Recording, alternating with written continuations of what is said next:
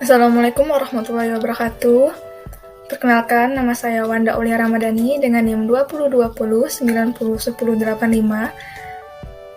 Saya merupakan mahasiswi semester 5 Fakultas Psikologi di Universitas Islam Negeri Raden Fatah Palembang. Adapun tujuan pembuatan video ini adalah untuk memenuhi tugas mata kuliah Psikologi Pendidikan yang diampu oleh Bapak Muhammad Uyun MSI. Pada kesempatan kali ini, saya akan membahas tentang kesulitan belajar. Tetapi sebelum kita bahas lebih lanjut apa itu kesulitan belajar, ada baiknya kita harus tahu dulu apa sih psikologi pendidikan itu. Nah, jadi psikologi pendidikan merupakan bagian dari ilmu psikologi yang secara khusus mempelajari kondisi psikologi seseorang terkait aktivitas belajar dan mengajar. Setelah kita tahu apa definisi psikologi pendidikan, maka mari kita cari tahu apa itu kesulitan belajar.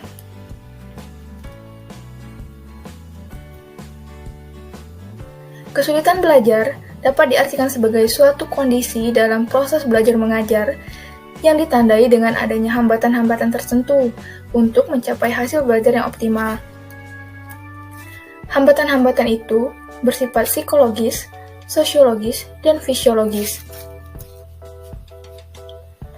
Adapun bentuk-bentuk dari hambatan itu dapat kita lihat berupa yang pertama yaitu ada learning disorder atau gangguan belajar.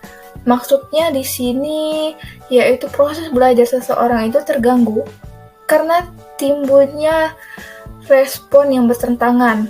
Contohnya siswa yang biasa menggeluti olahraga yang keras seperti karate, tinju, dan sejenisnya, ketika disuruh untuk belajar olahraga yang lebih ringan seperti menari ataupun yoga, maka dia akan kesulitan. Lalu yang kedua yaitu ada learning dysfunction.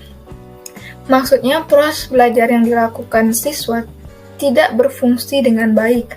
Contohnya, siswa yang memiliki postur tubuh yang tinggi seperti atlet ya begitu, akan tetapi dia tidak menunjang yang dia miliki itu dengan proses belajar sehingga dia tidak mampu menguasai permainan dengan baik. Lalu yang ketiga itu ada underachiever. Maksudnya di sini sesungguhnya anak tersebut memiliki tingkat potensi intelektual yang tergolong di atas normal, akan tetapi prestasi belajarnya tergolong rendah. Lalu, yang keempat, itu ada slow learner atau lambat belajar. Maksudnya di sini yaitu siswa lambat dalam proses belajar, sehingga ia membutuhkan waktu yang lebih lama dibandingkan siswa yang lainnya. Lalu yang terakhir yaitu learning disability. Maksudnya di sini siswa memiliki ketidakmampuan untuk belajar, sehingga hasil belajarnya di bawah potensi intelektualnya.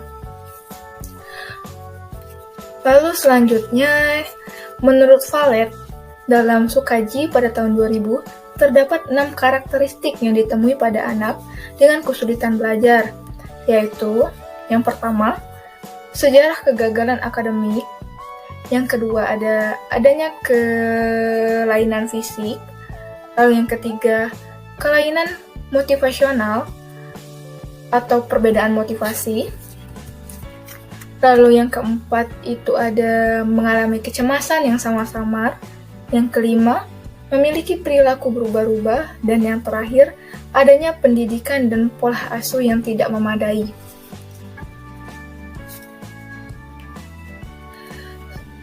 Selanjutnya ini adalah beberapa ciri tingkah laku yang merupakan pernyataan manifestasi dari gejala kesulitan belajar. Yang pertama yaitu menunjukkan hasil belajar yang rendah di bawah rata-rata nilai yang dicapai oleh suatu kelompok. Lalu yang kedua, hasil yang tidak sesuai dengan usaha. Lalu yang ketiga, lambat dalam melakukan tugas-tugas kegiatan belajar. Ya, selanjutnya, menunjukkan sikap-sikap yang kurang wajar seperti acuh tak acuh, menentang, berpura-pura, dusta, dan sebagainya. Lalu, menunjukkan tingkah laku yang berkelainan seperti membolos, datang terlambat, tidak mengerjakan PR, dan lain-lain. Dan yang terakhir, menunjukkan gejala emosional yang kurang wajar seperti pemurung, mudah tersinggung, dan pemarah. Kesulitan belajar ini berasal dari berbagai faktor, baik itu dari faktor internal maupun eksternal. Pada kesempatan kali ini, saya akan memberikan contoh kesulitan belajar dari segi psikologis. Yang pertama ada disleksia, yakni ketidakmampuan membaca. Lalu yang kedua itu ada disgrafia, yakni ketidakmampuan untuk menulis. Lalu yang ketiga itu ada diskalkulia, yaitu ketidakmampuan belajar berhitung atau secara matematis.